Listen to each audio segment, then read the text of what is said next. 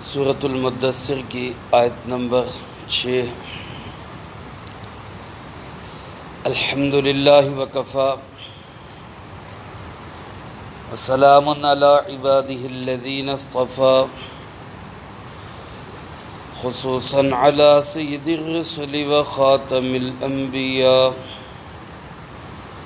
وعلی آلہ واصحابہ الاتقیاء اما بعد فاعوذ باللہ من الشیطان الرجیم بسم اللہ الرحمن الرحیم ولا تمنن تستكثر ولربك فاصبر فإذا نقر في الناقور فذلك يومئذ يوم عسير على الكافرين غير يسير ولا تمنن تستكثر، اور ایسا احسان نہ کر کہ جس کے بعد زیادہ بدلہ چاہے۔ وَلِرَبِّكَ فَاصْبِرْ، اور اپنے پروردگار کے لیے صبر کر۔ فَإِذَا نُقِرَ فِي النَّاقُورِ، پس جب بجائی جائے گی وہ کھوکھلی چیز۔ فَذَلِكَ يَوْمَئِذٍ يَوْمٌ عَسِيرٌ، پس وہ دن بہت مشکل دن ہوگا۔ علی الکافرین غیر یسیر، کافروں کے لیے بالکل آسان نہیں ہوگا۔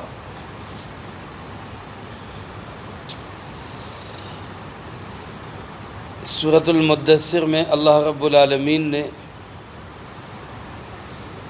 انقلاب عالم کے لیے جناب محمد کریم صلی اللہ علیہ وسلم کو کچھ ہدایات دی ہیں جو دراصل پوری امت مسلمہ کے لیے ہے۔ رسول اللہ صلی اللہ علیہ وسلم تو پہلے سے ہی ان ہدایات پہ کاربند ہے۔ آپ کے ذریعے امت کو یہ ہدایات دی جا رہی ہیں کہ دنیا میں کبھی بھی کسی بھی وقت اصلاح عالم کے لیے انقلاب برپا کرنا ہو تو اس کے لیے افراد میں یہ خوبیاں ہونا ضروری ہیں۔ ان میں سے 4 احکامات گزشتہ درس میں گزر چکے۔ قم فانذر، اٹھیے اور اپنے پروردگار سے ڈرائیے، یعنی خبردار کیجیے، اور اپنے رب کی کبریائی اور بڑائی کو بیان کیجیے۔ اپنے لباس، اخلاق، معاملات کو پاک اور صاف رکھیے، اور بتوں کی اور گناہوں کی ہر قسم کی گندگی سے خود کو دامن بچا کے رکھیے۔ 5ویں ہدایت اللہ پاک نے یہ ارشاد فرمائی، وَلَا تَمْنُن تَسْتَكْثِرْ،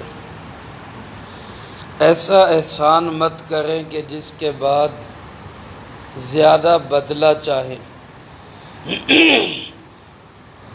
اس کے کئی مفہوم ہیں۔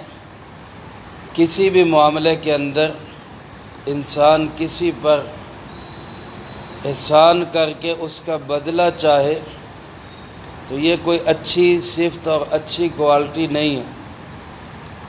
مالی احسان کرے کسی پر، یا کسی پہ علمی احسان کرے، یا کسی کا ویسے تعاون کرے، اور اس کے بعد یہ توقع رکھے کہ مجھے بھی اس سے اچھا بدلہ ملے، یہ انسان کی اچھی صفات میں نہیں۔ کسی کو ہدیہ تحفہ دیا اور نیت یہ ہے کہ یہ مجھے بڑھا کے دے، اس نیت سے ہدیہ تحفہ دینا انتہا درجے کی گھٹیا حرکت ہے اور گھٹیا سوچ ہے۔ حدیث پاک میں رسول اللہ صلی اللہ علیہ وسلم نے ہمیں تلقین تو یہ کی ہے کہ تہادو تحابو، ایک دوسرے کو ہدیے دیا کرو، اس سے محبت بڑھتی۔ کوئی کسی کے پاس ہدیہ لے کر آئے، فرمایا کہ بدلے میں ہدیہ دے۔ آپ نے زبانی بھی یہ بات فرمائی، عملاً اور فعلاً بھی آپ نے یہ کر کے دکھایا۔ آپ کے پاس کوئی ہدیہ لے کے آتا تو آپ اس کو اس کا بدل دیا کرتے، اور فرمایا کہ اور کچھ نہیں تو اتنا ہی کہہ دے جزاک اللہ خیرہ، یہ بھی بہترین بدلہ ہے۔ یہ تو ہدایت ہے، لیکن جو ہدیہ دینے والا ہے اس کے دل میں یہ خواہش ہو کہ مجھے بھی کچھ ملے اور زیادہ ملے، یہ سوچ بہت غلط اور گھٹیا سوچ ہے۔ اس لیے اللہ پاک نے اپنے محبوب صلی اللہ علیہ وسلم کو یہ ہدایت دی، اور آپ کے ذریعے پوری امت کو، مجھے اور آپ کو یہ ہدایت دی کہ زندگی میں کبھی بھی کسی پہ احسان کر کے اس کا بدلہ ملنے کی امید نہ رکھو۔ اسی طرح اگر کوئی کسی کو علم دیتا ہے، تعلیم دیتا ہے، کچھ سکھاتا ہے، یا بعض و تبلیغ کرتا ہے، ہدایات دیتا ہے، اب اس کے جواب میں یہ چاہتا ہے کہ یہ میرے ساتھ بھی اسی طرح معاملہ کرے، یہ مجھے کوئی ہدیہ دے، میرے ہاتھ چومے اور مجھے کوئی عزت دے، اگر یہ انسان کے دل میں خواہش ہے تو یہ اس کا گھٹیا پن ہے۔ یعنی یہ تمام امور ہونے چاہیے صرف کس کو راضی کرنے کے لیے؟ اللہ کو راضی، اس کے علاوہ کوئی جذبہ دل میں نہیں ہونا چاہیے۔ ہمارے عام طور پہ شادی بیاہ کا موقع ہو، یا کسی کی خوشی کا موقع ہو، سالگرہ کا موقع ہو، اور دوسرے مواقع ہے، یہ تو اصل رسمیں، غلط رسمیں، غیر مسلموں کی رسمیں بہت ساری ہمارے اندر آ گئی۔ انہی میں سے ایک قبیح رسم یہ نیوندرے کی نسل ہے۔ یہ رسم بھی ایسی ہے کہ باقاعدہ طور پہ حساب کتاب لکھا جاتا ہے، کس نے کیا دیا، اور پھر اگلی دفعہ چیک کیا جاتا ہے کہ ہم اتنا دے کے آئے تھے، یہ کتنا دے کے گئے۔ یہ اسلام کے سخت خلاف ہے، بلکہ اس نیت سے دینا ایک لحاظ سے یہ قرض ہو جائے گا، اور اس پہ پھر اضافہ چاہنا یہ قرض پہ اضافہ ہے، جس کو سود کہا جاتا ہے۔ اس لیے ایسی تمام قبیح رسموں سے بچنا چاہیے، بالخصوص ان لوگوں کو کہ جو انقلاب عالم کا بیڑا اٹھائے ہوئے۔ اگر وہ یہ چاہتے ہیں کہ لوگ ہماری تعریف کریں، لوگ ہمیں شاباش دیں، لوگ ہمیں بلے بلے کریں، واہ واہ کریں، ہمارے نعرے لگائیں، تو اس کا مطلب ہے کہ ان کے انقلاب کی ہوا جلد ہی نکل جانے والی ہے، کیونکہ جو انقلاب ان ہدایات سے ہٹ کے ہوگا وہ پائیدار کبھی بھی نہیں ہو سکتا۔ اللہ پاک نے 5ویں ہدایت یہ دی کہ آپ کوئی ایسا احسان نہ کریں کہ جس کے بدلے میں آپ کثرت طلب کرتے ہو اور زیادہ مل جائے، اس کا ذہن ہو، ایسا کوئی احسان آپ کرے ہی نہ۔ ویسے بھی قرآن کریم میں اللہ رب العالمین نے ارشاد فرمایا، جس کا اللہ پاک نے تذکرہ کیا سورۃ آل عمران کے اندر، سورۃ بقرہ کے اندر، کہ کوئی انسان کسی دوسرے پر احسان کر کے پھر اس احسان کو جتلائے، قول معروف خیر من صدقۃ یتبعها اذی، اچھی بات کہہ دینا یہ اس صدقے سے بہتر ہے جس صدقے کے پیچھے تکلیف ہو۔ صدقہ دے کے اذیت دے، صدقہ دے کے تکلیف دے، کسی پہ خرچ کر کے اس کو پریشان کرے، اور خرچ کر کے پریشان کرنا کیا ہے کہ بعد میں احسان جتایا، اسی تیرے نہ نیکی نہیں سی کی تھی، تیرے تے اتنا پیسہ نہیں خرچ کیتا، یہ احسان جتلانا۔ اللہ پاک فرماتے اس سے بہتر ہے کہ خرچ نہ کرے، پہلے سے ہی جواب دے دے، اچھے انداز سے جواب دے دے کہ میں خرچ نہیں کر سکتا، یہ بہتر ہے بجائے اس کے کہ خرچ کر کے احسان جتلائے۔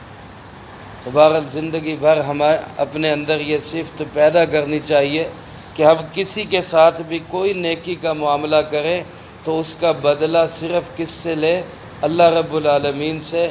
بندوں سے اس کا بدلہ نہ تعریف کی شکل میں چاہیں، نہ واہ واہ بلے بلے کی شکل میں، نہ کسی روپے پیسے کی شکل۔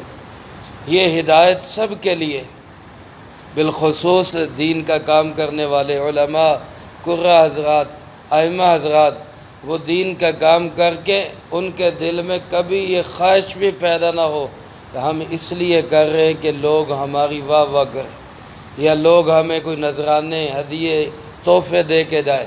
اگر اس نیت سے کر رہے ہیں تو اپنا عمل ضائع کر رہے ہیں۔ ہاں، ہدایات یہی ہے کہ اچھے جگہ پہ خرچ کرو، نیک لوگوں پہ خرچ کرو، ان کو ہدیے تحفے دو، اس سے محبت بڑھے گی، لیکن خود چاہنا یہ اچھی چیز نہیں۔ اس لیے اللہ پاک نے اپنے حبیب صلی اللہ علیہ وسلم کے ذریعے ہمیں یہ ہدایت دی، وَلَا تَمْنُن تَسْتَكْثِرْ۔ اور چھٹی ہدایت یہ دی، فرمایا وَلِرَبِّكَ فَاصْبِرْ، اپنے رب کے لیے پس آپ صبر کریں۔ ظاہر ہے جب انسان دین کی دعوت کا بیڑا اٹھائے گا، انقلاب عالم کے لیے باہر نکلے گا، لوگوں کو دعوت دے گا، صحیح کاموں کا بتائے گا، غلط کاموں سے روکے گا، تو اس کے نتیجے میں مختلف حالات پیش آئیں گے اور مشکل حالات پیش آئیں گے۔ مخالفتیں ہوں گی، لوگ آوازیں کسیں گے، بعض لوگ ماریں پیٹیں گے، بعض لوگ باتیں کریں گے۔ اب وہاں پہ کرنا کیا ہے؟ مشتعل نہیں ہونا۔ وہاں پہ کرنا کیا ہے؟ بے صبری کا مظاہرہ نہیں کرنا۔ وہاں پہ کرنا کیا ہے کہ خود لال پیلے نہیں ہو جانا، بلکہ فرمایا وَلِرَبِّكَ فَاصْبِرْ، اپنے رب کے لیے صبر کرنا، سہ جانا ہے، پی جانا ہے اور اس کو برداشت کر لینا ہے، یہ صبر ہے۔ اور یہاں پہ جو لفظ فرمایا گیا وَلِرَبِّكَ، اپنے رب کے لیے صبر۔ رب کے لیے صبر کا مطلب کیا ہے؟ ایک صبر تو یہ ہوتا ہے کسی طاقتور اور مضبوط اور کسی جو ہے وہ بڑی قوت والے انسان نے ظلم کیا تو کہتا ہے جی اچھا جی ہن ساڈا صبر ہی ہے، اور دوسری طرف کسی کمزور نے کوئی زیادتی کر دی تو پھر جو ہے وہ لا پھا کر کے رکھ دی۔ اس کا مطلب ہے یہ رب کے لیے صبر نہیں، یہ تو ڈر کے مارے صبر ہے، تو خوف زدہ ہو کے صبر ہے کہ ادھر سے مار پڑنی تھی اس لیے صبر کر لیا، اور ادھر اپنی طاقت تھی اس لیے یہاں ظلم کر لیا۔ رب کے لیے صبر یہ ہے کہ کوئی بڑا ہو، کوئی چھوٹا ہو، کوئی طاقتور ہو، کوئی کمزور ہو، کوئی بہت بڑا گروہ ہو، جتھا ہو، اور کوئی تھوڑے سے لوگ ہوں، کسی بھی انداز سے کوئی بھی زیادتی کرے اس کو اللہ کے لیے برداشت کر دے، اللہ کے لیے سہ جائے، یہ ہے رب کے لیے صبر۔ اور انقلاب عالم کا کام کرنے والوں کے لیے یہ بہت بڑی صفت ہے۔ جب وہ رب کو سامنے رکھ کے کام کریں گے تو پھر کوئی زیادتی نہیں لگے گی۔ رسول اللہ صلی اللہ علیہ وسلم کے لیے کافروں نے کیا کچھ نہیں کہا، کسی نے جادوگر کہا، کسی نے نعوذ باللہ جھوٹا کہا، کسی نے جو ہے اور آوازیں کسی، لیکن آپ نے کیا کیا؟ صبر کا مظاہرہ کیا، حوصلے کا مظاہرہ کیا۔ طائف کے اندر کیا کچھ نہیں ہوا، کیا ظلم روا نہیں رکھا گیا، حتیٰ کہ فرشتے بھی تل ملا اٹھے اور پہنچ گئے اس قوم کو عذاب دینے کے لیے، لیکن آپ نے کیا فرمایا کہ میں بس یہی چاہتا ہوں کہ یہ نہیں تو ان کی نسلوں میں ایمان والے آ جائیں۔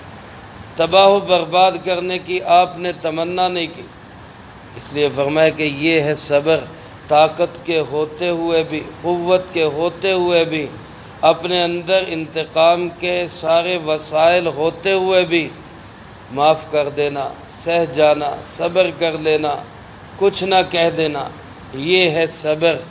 فرمایا اپنے رب کے لیے ایسا صبر اختیار کر، اور صبر کرنا یہ شریعت محمدی اور حضرت ابراہیم علیہ السلام کی ملت کا ایک بہت بڑا اصول ہے، صبر اور شکر۔ رسول اللہ صلی اللہ علیہ وسلم نے ارشاد فرمایا کہ مومن آدمی کی بڑی عجیب مثال ہے، بڑی عجیب مثال ہے۔ فرمایا اللہ پاک اس کو کچھ دے، اچھے حالات آئے، یہ شکر کر کے جنت حاصل کر سکتا ہے، اور کچھ نہ ملے اور برے حالات آ جائیں تو یہ صبر کر کے جنت حاصل کر سکتا ہے۔ صبر بھی اور شکر بھی دونوں بڑی اچھی صفات ہیں۔ ہمیں اپنے اندر یہ صفات پیدا کرنے کی ضرورت. یہ 6 ہدایات دینے کے بعد اللہ پاک نے قیامت کا تذکرہ کیا. فرمایا فَإِذَا نُقِرَ فِي النَّاقُورِ، جب کھوکھلی چیز میں پھونک ماری جائے گی. اس سے مراد سور کا پھونکنا، قیامت کا سور پھونکا جائے گا. اور قرآن کریم میں 2 دفعہ سور پھونکنے کا ذکر. ایک سور پھونکا جائے گا فَإِذَا نُفِخَ فِي الصُّورِ فَصَعِقَ مَنْ فِي السَّمَاوَاتِ وَمَنْ فِي الْأَرْضِ. جب سور میں پھونک ماری جائے گی، حضرت اسرافیل علیہ السلام 4 مقرب فرشتوں میں سے ایک فرشتے، وہ سینگ نما ایک چیز جو ہے وہ اپنے منہ میں لے کے انتظار میں بیٹھے کب اللہ کا حکم آئے اور میں اس میں پھونک مار دوں. جب وہ اس میں پھونک مارنا شروع کریں گے سب کچھ تباہ ہونا شروع ہو جائے، پورے عالم پہ قیامت برپا ہو جائے گی. کہ پہلا سور پھونکا جائے گا تو سب بے ہوش ہو جائیں گے اور پھر موت کی نیند میں چلے جائیں گے. اور پھر اس کے بعد 40 سال کے وقفے کے بعد دوسرا سور پھونکا جائے گا. اور اللہ پاک فرماتے فَإِذَا نُفِخَ فِي الصُّورِ فَإِذَا هُمْ قِيَامٌ يَنظُرُونَ. دوسرا سور پھونکا جائے گا تو سب اٹھ کے کھڑے ہو کے حیرانگی سے دیکھنے لگ جائیں گے کہ ہمیں کس نے اٹھا دیا. تو یہ 2 سور پھونکے جائیں گے. فرمایا پھر جب یہ سور پھونکا جائے گا اور قیامت کا دن ہوگا فَذَلِكَ يَوْمَئِذٍ يَوْمٌ عَسِيرٌ. یہ دن بڑا مشکل دن ہوگا، بڑا ہی مشکل دن ہوگا. قرآن کریم میں دوسری جگہ سورۃ معارج میں آپ پڑھ چکے ہیں، اللہ پاک نے فرمایا کہ اس دن کی مقدار 50,000 سال ہوگی.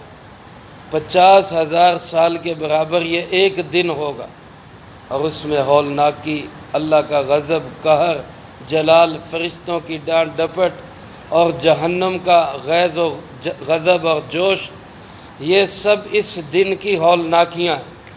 اس لیے فرمایا کہ یہ دن بڑا ہی مشکل دن ہوگا. اور بالخصوص فرمایا کافروں کے لیے تو بالکل آسان نہیں ہوگا.